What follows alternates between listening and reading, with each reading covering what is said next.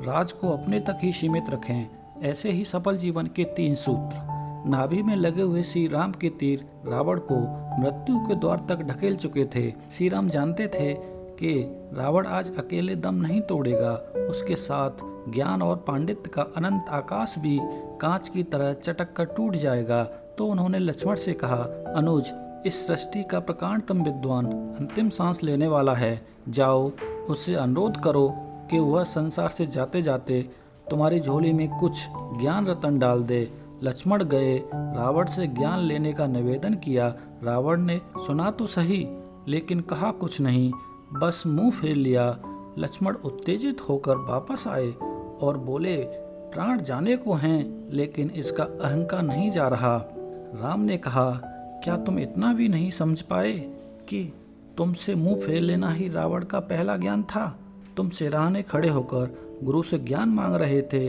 शिष्य का स्थान गुरु के चरणों में है, उसके सिर पर नहीं। इस बार लक्ष्मण रावण के पैरों के पास खड़े हुए और सृष्टि के उस सबसे बड़े ज्ञानी ने उन्हें सफल जीवन के कुछ सूत्र दिए। यह सूत्र इसलिए महत्वपूर्ण हैं, उन्होंने यह उस व्यक्ति के मुख से निकले हैं जिसने जीवन में अपने पुरुषार्थ से सब कुछ पा लिया और फिर अपने अहंकार से सब कुछ नष्ट करा दिया।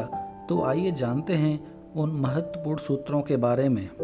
नंबर 1, शुभस्य शीघ्र।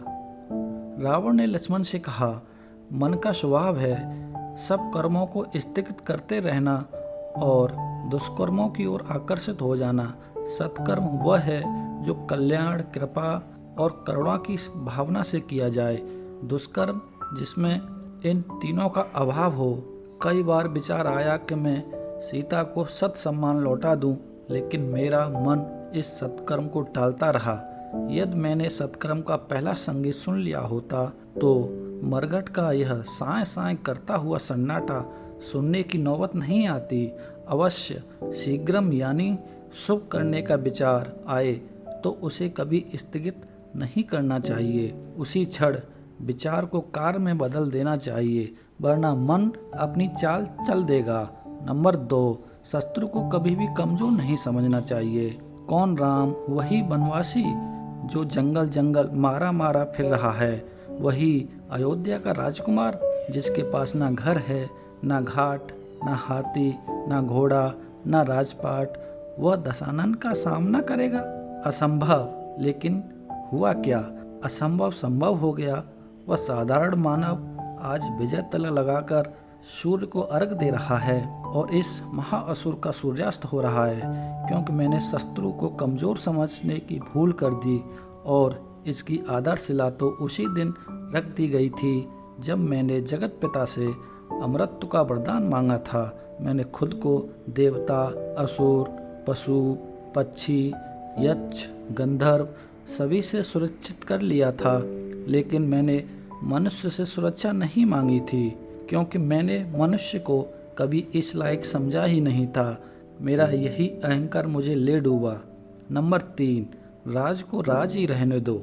मैं तुमसे अपने मन का गहरा भेद बांट रहा हूँ, लेकिन तुम यह भेद किसी और से ना कहना।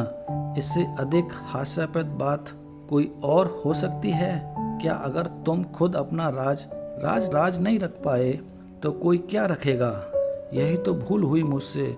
मैं अजेय था, लेकिन यह भेद कि मेरी नाभि में अमृत है मैं छुपा नहीं पाया, और इसी भेद के बल पर मेरे ही भाई ने मेरे सर्वनाश का शंखनाद कर दिया। यह मेरा अंतिम सूत्र है, इसे कभी मत भूल। दोस्तों, यह महत्वपूर्ण तथ्य आपको कैसे लगे हमें कमेंट करके ज़रूर बताएं, और तथ्य अच्छे लगे हों तो दोस्तों के पास ज़्यादा से ज़्यादा शेयर करें। धन्यवाद।